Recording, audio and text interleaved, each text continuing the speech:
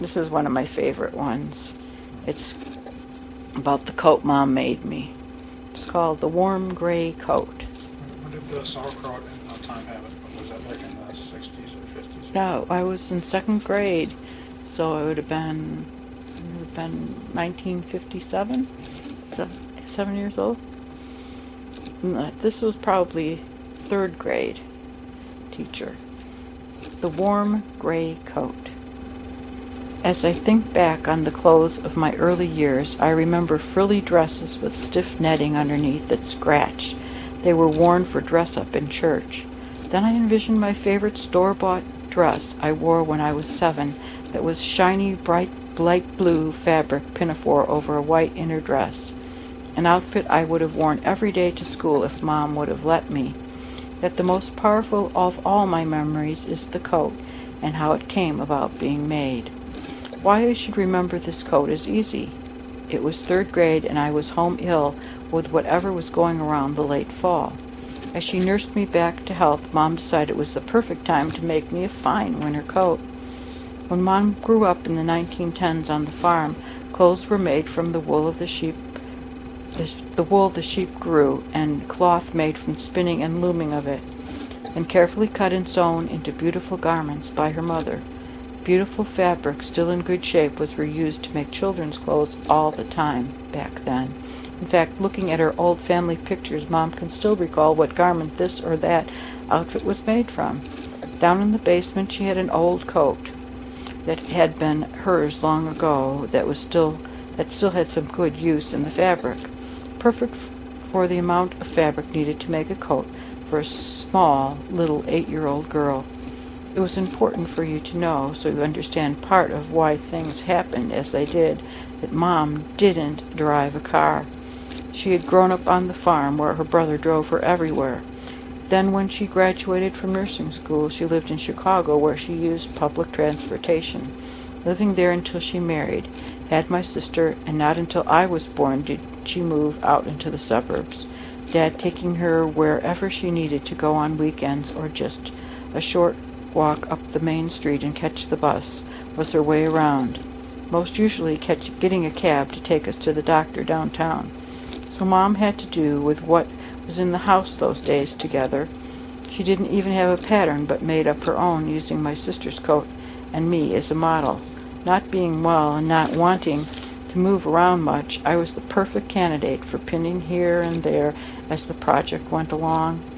The fabric was soft gray in color, wool that was thick and warm for Chicago winters. Mom had to use her big heavy shears to plow through the bulk of cloth, using heavy thread to make the seams. Mom would make anything from scratch. She was that good, knowing just what kind of seam was best for each part of the garment. Buttons were removed from worn-out clothes to be used in a new creation, and ribbons and trims picked up at material stores to be used later. This coat was to be very special. It had an attached hood with a string through it to tighten it. Because the fabric was so thick, frogs were used to button the front, with dark brown barrel-shaped buttons made of wood to fit through the wool hoops. Me being allergic to wool close to my skin, Mom lined the inside with colored flannel. As an added touch, Mom found beautiful patterned grosgrain trim, which she hand-sewed around the hood and at the sleeves. It was red and blue and European in design, making the coat a masterpiece to the eye. I put the coat on to model in front of the mirror in the front closet. I tried out the string and the hood to snug it close to my face. My, did I look good, I thought, turning from side to side to view as much of the coat as I could. Mom was very proud of the coat she made. I beamed inside at what she had made for me while I lay sick in bed. I'd had fun watching from the couch as Mom sat at the table sewing away, seeing the process as it turned from pattern pieces to a final coat. All well, the morning came to go back to school.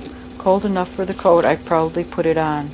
Very excited, I was so looking forward to showing off my new coat to my school friends and telling them the story of how my mom had made it. No one even noticed my new coat as I stood in line, or really even cared I had been gone from school sick. The third grade was not filled with friends that I can remember, so the beauty of the coat and what happened was lost on them. They didn't even want to hear about it, more interested in just laughing and talking together. Having no one to share this pleasure with, I had such hurt inside. No one really understood my pride and the wonder wearing the coat meant. I can still feel the forlorn mixture of feeling when at 8 no one really understands you or even cares about you at school. You are a lost soul among the multitude. It was on a day that week that I stood away from the children playing on the playground, not particularly wanting to join in. I wandered over a place nearby where my teacher stood, keeping an eye on the class. "Look," she said, pointing her hand up into a place in the sky above. My eyes followed up her arm to see. There was a large flock of geese flying above, geese high above, flying in a V shape through the blue and clouds. "Guess winter is coming now," she added, explaining they were flying south for the winter. I stood listening and watching. I had never just stood and talked with a teacher before that I could remember. They only stood before the class and taught everyone together. She continued, "That is a beautiful coat you have on," she said admiringly. So I told her all about it. She listened as her eyes moved back and forth, watching her class. Finally, I thought to myself, someone to tell about the coat. She heard what I said, yet somehow I didn't think she really understood, standing there with her long, flowing red Marshall Field's wool coat. Still, she did listen and say in her way how lovely it was that your mother could do all of that. But I could tell someone had never made anything for her. All her clothes in her life were probably store-bought. If you have never had your mother make something of herself for you to wear, you have missed a feeling of love surrounding you when you wear it. It wraps around you like a cozy blanket on a cold winter day. The coat is long gone, but the memory of that coat lives on as a tribute to Mom, who wanted to make something oh so special for her daughter to wear the next windy or cold Chicago season. Today, moms work hard at jobs, buying their children clothes at shops and malls so everyone looks alike. Even I never made a dress, much less a coat for my children. When they were young, I took my hand to the machine to make this or that. Learning the sewing gene had not been passed on to me. I had no natural skill at the stitching of fabric. Mostly making the annual Halloween costume was my speed, so they never experienced the standing and pinning exercise or the feeling of love homemade clothes give. As the century comes to a close, what will replace that love made by fabric? Will more women choose to work, or will they find the value time spent together means?